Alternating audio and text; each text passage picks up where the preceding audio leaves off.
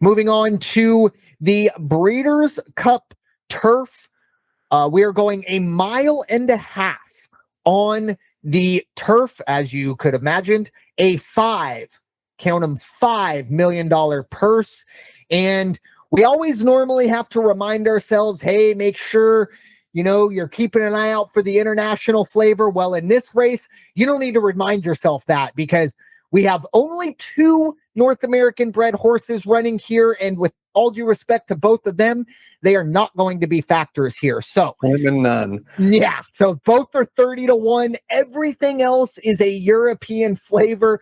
I mean, we always see a lot of European flavor in these turf races, but this might be the first time since we've done this podcast that it is pretty much only European flavors. I'll get this one started. Raider Jim talked earlier about, it's been a little while since we've seen a defending champ go back to back.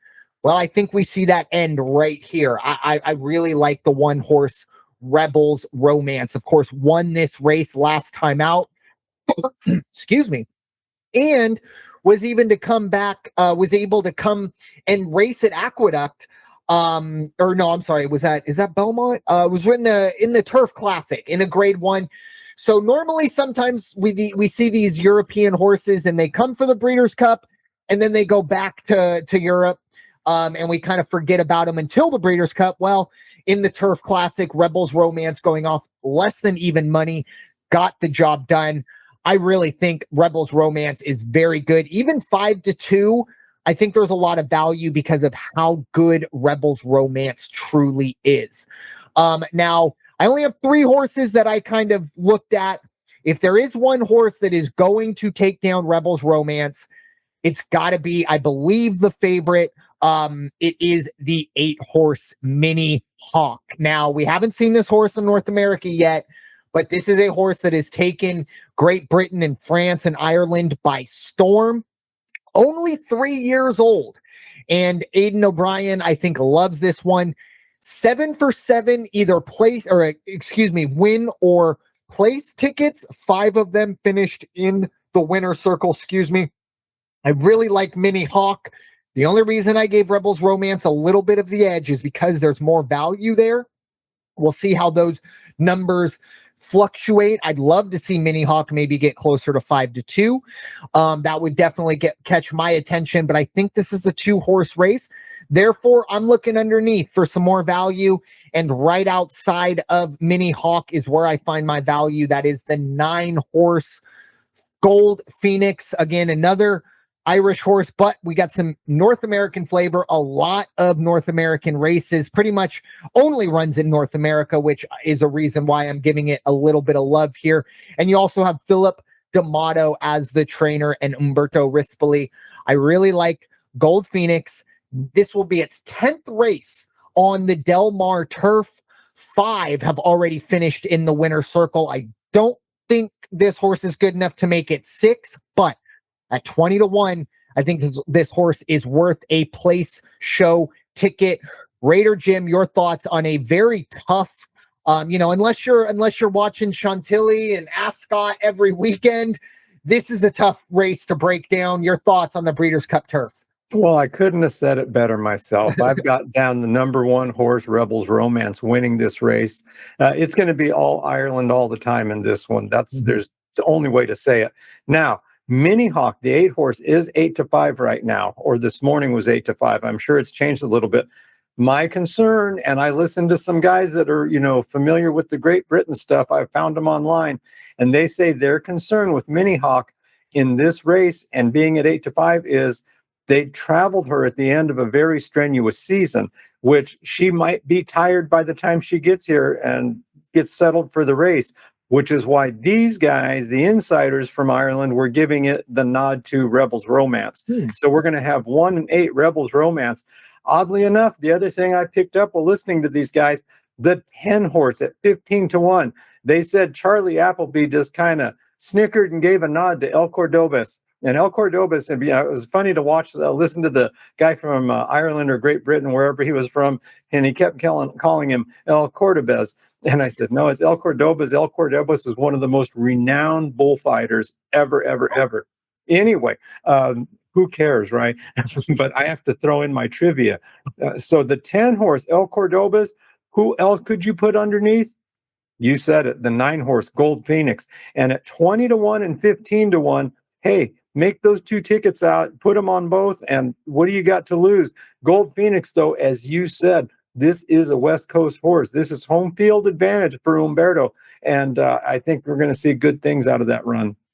Yeah, this is a race that, you know, if we see 1-8 or 8-1, you know, however, whatever combo you want to see, very good chance that that third place finisher pays out just as much, because once you get away from Rebels Romance and Minnie Hauk, that's where the numbers do start to inflate. So again, try and find that value. It's just a little unfortunate that trying to find the value on these European horses, not the easiest thing to do, the way we kind of handicap. So we are going to jump ahead to race number 10 now, just for posterity's sake. Race number 9 is the classic that is going off at 3:25 local time. So just, or yes, 3:25 local time on the West Coast, 6:25 on the East Coast. Do the math in between. But we are going to jump ahead to race number 10. This is the Grade 1 Breeders' Cup Mile. We are going a mile on the turf for $2 million. Raider Jim, your thoughts, Breeders' Cup Mile. Yeah, the morning line favorite right now, as I'm seeing it, is the 2 horse Notable Speech. Notable Speech, great horse out of Great Britain. And Charlie Appleby, what can you say? One of the best trainers to ever hit the racetracks. But Notable Speech, 5-2, came in third in this race in 2024. I've got my eye, though, on an upset, and the upset is the 3 horse Salon at 6-1. And that is because that trainer, Francis Grafford, is the hottest thing to hit racing this year. He's been in the game for a while, but he is just racking up win after win after win everywhere he goes. Watch for the 3 horse to pull an upset on Notable Speech. After that, I do like, and you could go either way on this one, place or show, 11 Rhetorical at 5-1.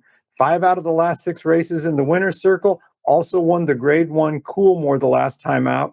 And I really like the way this horse is running. A lot of speed, 3-2-11. And then one more, if you just want to go ahead and beef up the ticket a little bit. Number 6, Lion and Winner. Inconsistent, but has had a good year, you know. So watch number 6, Lion and the Winner. Hector Barrios is going to be riding this one. And wrong horse. 4. That's the 4. 4 horse, yes. Yes. And so AP O'Brien is the trainer, and at 6-1, you can't beat it. Yeah, I agree. I think, you know, at the beginning that, you know, the odds makers got it right. Notable Speech probably does deserve to be the favorite. Even Wayne Buick is one of the more notable European horses, at least for me, who doesn't really follow that, but always seems to come up. And of course, the breeders, Godolphin. I mean, they are the pinnacle of breeding when it comes to this, and that's what the Breeders' Cup is all about. The breeders are kind of on display. Godolphin, I'm almost positive they have more breeder cups than any other breeder, and it's probably by a lot. Zaydon might get in there as well. But anyways, I do like Notable Speech, but at 5-2, it's just hard to kind of, you know, there's a lot of value in this race outside of that horse. I'm with you. I like Solon as well. Maybe a little underneath, because I really like the 5 horse Program Trading, and it's a lot of consistency that I like to see. Going back to May, 102, 100, 98, 99, all the way up until that last 99 was in October. Did go down to Rhetorical, but that's a very good horse as well, who will be running here. This is a big time value pick for me. I really like Program Trading. And you're not going to see Flavian Pratt and Chad Brown in double digits to 1 very often. And again, we're hunting for value here. I also like Johannes. This is one of the few North American bred horses. A lot of these horses race in North America, but Johannes, Nyquist is the sire, so you can kind of get the North American connection there. I really like what this horse has done this calendar year. It's only been 2 races, but very, very good. Maybe not so much the 4-star Dave. I should probably take that one back. Not great in the 4-star Dave, but I love the City of Hope Mile. Heavy favorite for Johannes. Beat horses like Cabo Spirit. I think 8-1, a lot of value underneath. And finally, another North American horse, which kind of scares me because I don't want to put too many eggs in the North American turf basket, but Formidable, man. The 8 horse. This is Michael McCarthy trained horse. Only 4 years old, but I really do think this horse has started to figure it out this year. We are going to need to see a jump if we want to get in the money from that 99 and 98. But 6-4-6 at Del Mar, not in the money.